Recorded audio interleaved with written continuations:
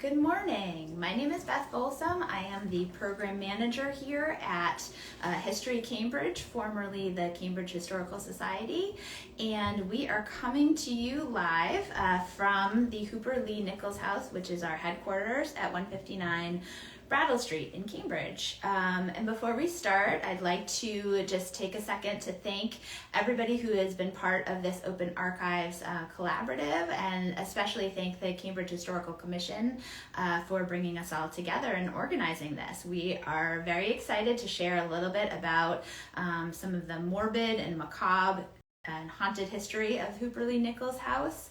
I will say before we start that there are a few sensitive topics that we're going to cover today, some child death and a few other things. So just letting folks know, if that's something that you don't necessarily want to hear about, you are welcome to watch this later on if you have sensitive audiences.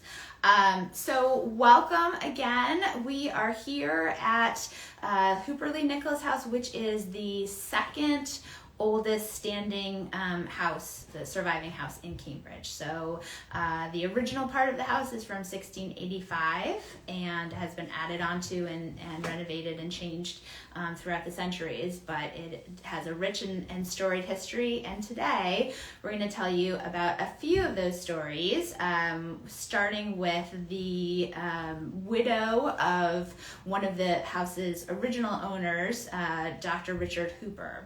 So this house was built for Cambridge physician Richard Hooper in the 1680s, and unfortunately soon after it was finished in 1691, Dr. Hooper passed away and left Elizabeth Hooper, his widow, and their children to fend for themselves economically. So Elizabeth Hooper was faced with some severe financial troubles in the wake of her husband's death. She was forced to take in boarders and to convert her home into a tavern. And we don't have details about the goings-on at this establishment when it was a tavern, but it earned a reputation for being, quote, a filthy, embarrassing business. Unfortunately, just 10 years after her husband's death, Elizabeth's body was found wrapped in a sheet inside this house. And the lodgers and tavern goers over the years had pretty much made a mess of the building and was largely abandoned, so her corpse wasn't found for quite some time within the house. There's mysterious circumstances. We don't know exactly what led to her death. Was it natural causes, or was she murdered? And in either case, how did she end up wrapped in this sheet?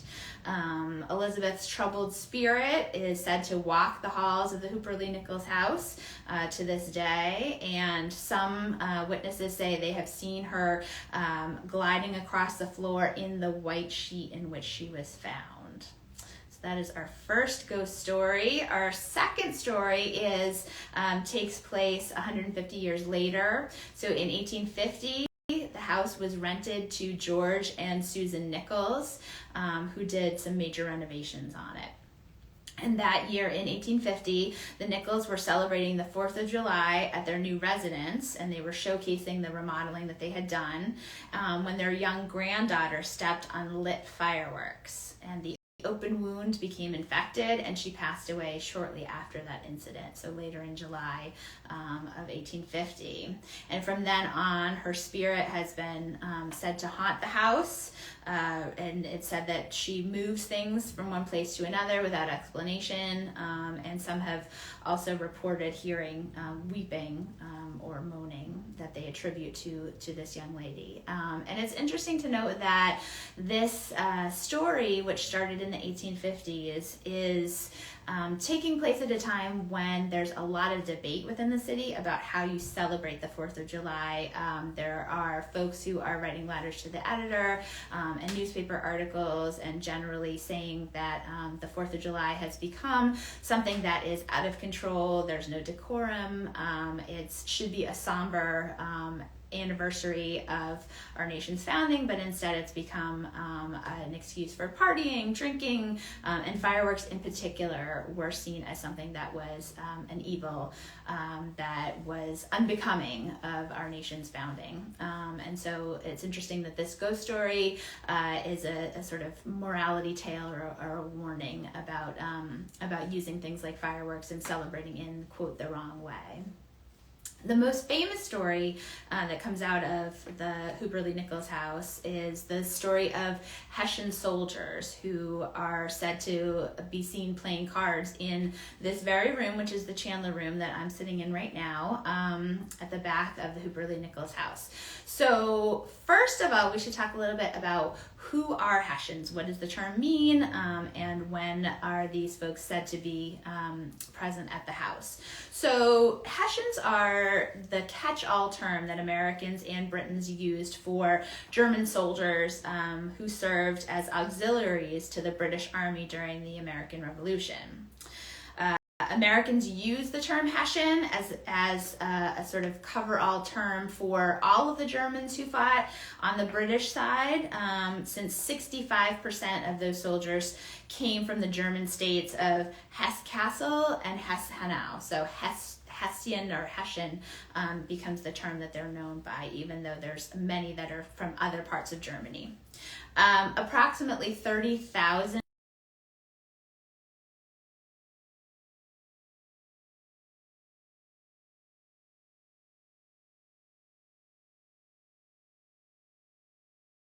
both then and now think the Hessians were mercenaries, but they were actually auxiliaries. And so what's the difference between those two terms?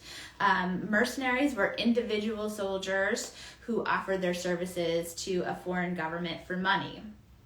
And auxiliaries were hired out by their own government, so by these German states, to whom they remained in service, fighting under their own commanding officers and in their own regiments. And we have a picture. I'm going to just give you a little close-up. This is an example of a Hessian regiment. And they are, you can see the sort of telltale pointy hat right here that this Hessian officer has. And you can see right here and here, these are the banners of their regiment in their home states. Within Germany. So they are fighting as organized units, and that makes them very effective. That makes them fierce in the opinion of many Americans and British, but they are trained soldiers. They're not Minutemen. They're not people sort of coming together, being thrown together and needing to create a new sense of order and discipline. These are regiments that have been working together sometimes for decades before coming to America. Auxiliary military service was an important way for these poorer states, including the German states, to raise revenue. And the use of foreign soldiers was not unusual in 18th century Europe. In the 2 centuries leading up to the American Revolution, there was frequent warfare across Europe, and manpower was in high demand. Germany was not yet a unified nation, so we're using the phrase or the term Germany or the German state, but they were actually a loose compilation of many states organized under the Holy Roman Empire. Conflict between and among these states led to the creation of professional armies, which were therefore experienced and well-trained. Many German states required that most men undergo annual military training from adolescence into adulthood, often serving for life or until they were deemed too old. When military conflict broke out, as it often did in Europe, German states provided a ready supply of trained troops prepared to go into action immediately. So what was the opinion that Britons had from of the Hessians?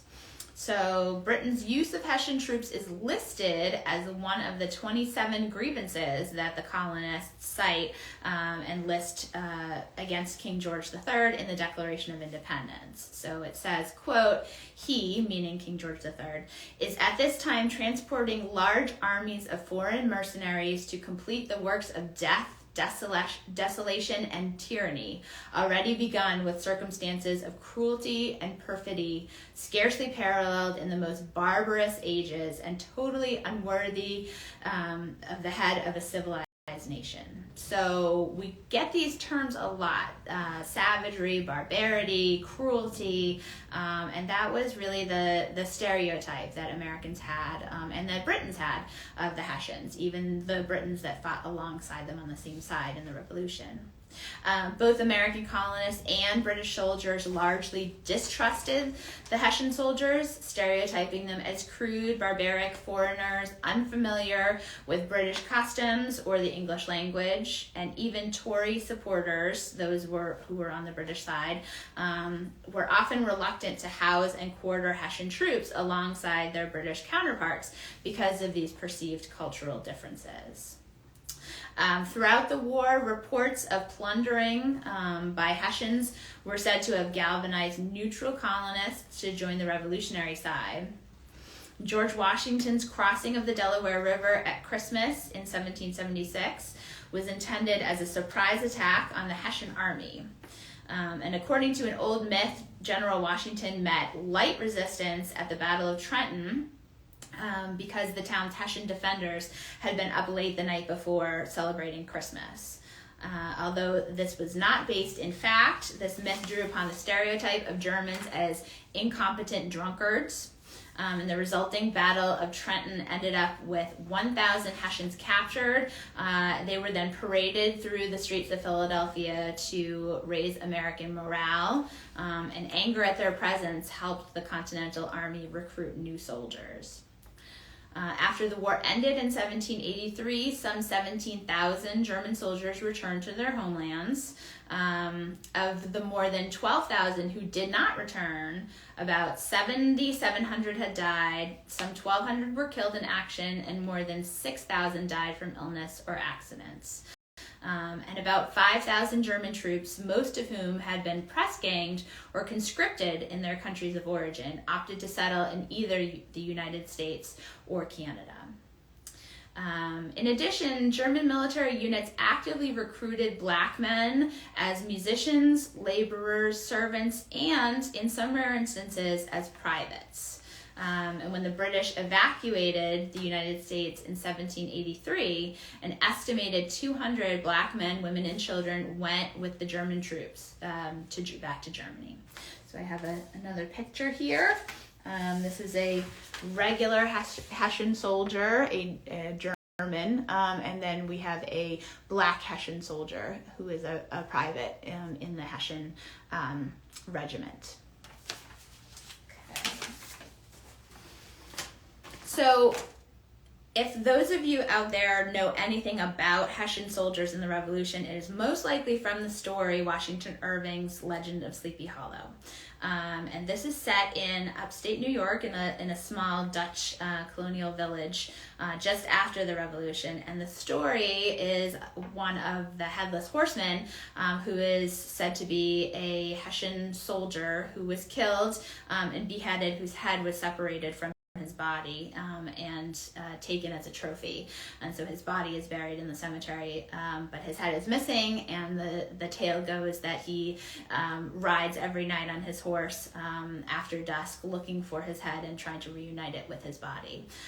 So that is the image that most American audiences have of Hessians, and it's a pretty fierce one. He is described as cruel and barbarous and all of those stereotypes that we hear about Hessian soldiers. I have just a example here. This is a picture from the 1999, I believe, film Sleepy Hollow. That is Christopher Walken right there as the Hessian soldier, and he is carrying an axe. I don't know if you can see that. And then his teeth are pointed. They're filed into points, so they're actually like fangs.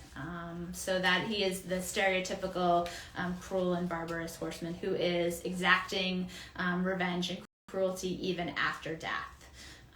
So we should ask ourselves, what is it that gives rise to this, and particularly what gives rise to the story of these Hessian soldiers' ghosts being seen here in the Hooper-Lee-Nichols house.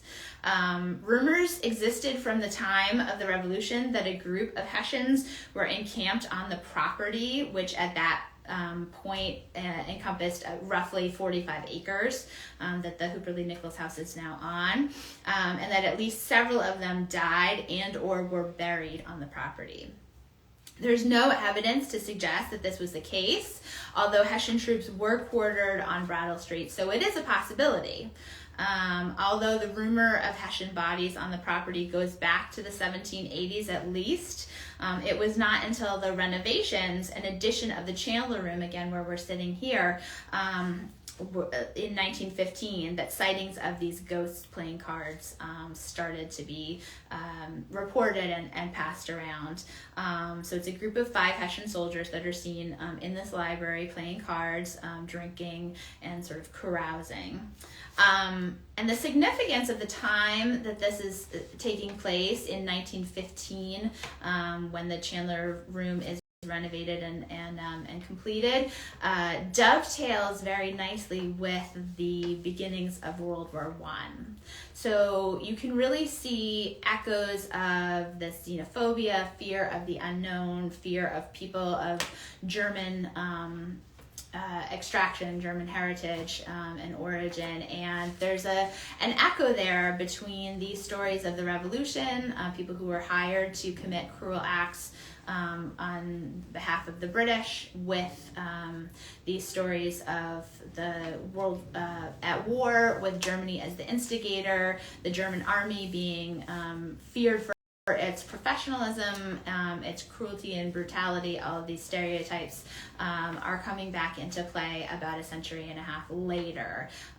So that's when you start to see these stories of the Hessians at play in the Chandler Room, in the Hooper-Lee-Nichols house, rising concerns within Cambridge, within the country as a whole. What does it mean to be an American if you come from a heritage of a country that is at war with the United States? Does that make you loyal to your country of origin, or does that make you still able to be a patriotic American? And where do our two countries lie as far as their relationship, and how are stories like this a way for people to process their fear, their hesitancy, and the perceived dangers of foreignness? So that is a brief history of some of the hauntings of the Hooper-Lee-Nichols house, and I'm going to see right now if there's any questions that folks have. My colleague Talia is going to let me know. Are there any questions?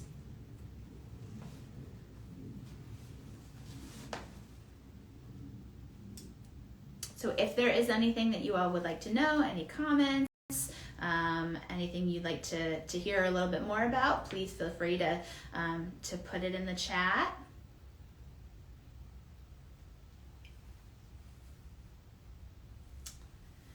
Okay, I'm gonna say that your curiosity is piqued and also sated. So we will say thank you so much for participating, for tuning in for this series of Open Archives. We hope you've learned a little bit more about the underside of Cambridge history, and that next time you hear a ghost story, you may kind of think about why folks are telling this story. What does it get at that's underneath our fear, our hesitancy, and our excitement about learning about history and perpetuating it. So thank you so much for tuning in, and thank you again to the Cambridge Historical Commission for organizing Open Archives, and to all of our partner organizations who gave us such great background and such interesting stories this week. And happy Halloween.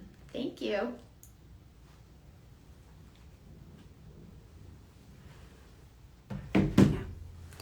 Thank you, everyone.